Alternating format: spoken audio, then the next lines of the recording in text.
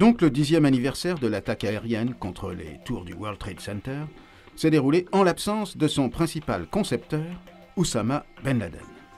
Après l'immersion de son corps au fond d'une fosse profonde de la mer d'Oman, Oussama Ben Laden est déjà pratiquement oublié. Des attentats quelque part dans le monde sont toujours possibles, bien sûr, mais leur probabilité non nulle a considérablement baissé, au moins aux États-Unis et en Europe. C'est que le principal atout de Ben Laden et de son organisation a aujourd'hui disparu.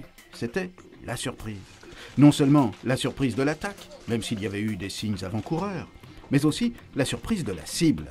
Tout à coup, ce n'était plus seulement les États-Unis comme puissance militaire qui se trouvaient visés, comme dans les attentats qui avaient précédé, au Yémen, en Tanzanie ou au Kenya, mais à travers les milliers de civils qui travaillaient dans les tours et qui sont morts, c'était les États-Unis comme symbole de tout l'Occident qui se sont sentis visés.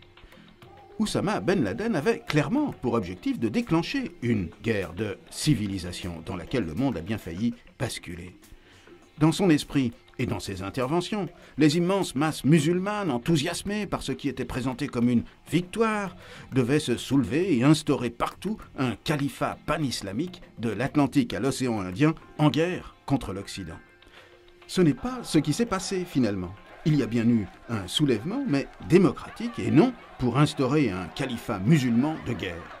On peut donc penser qu'Al-Qaïda va lentement disparaître et que ce 10e anniversaire, au-delà de l'hommage aux disparus, marque non seulement la mort de l'homme, Ben Laden, mais aussi l'échec de son projet.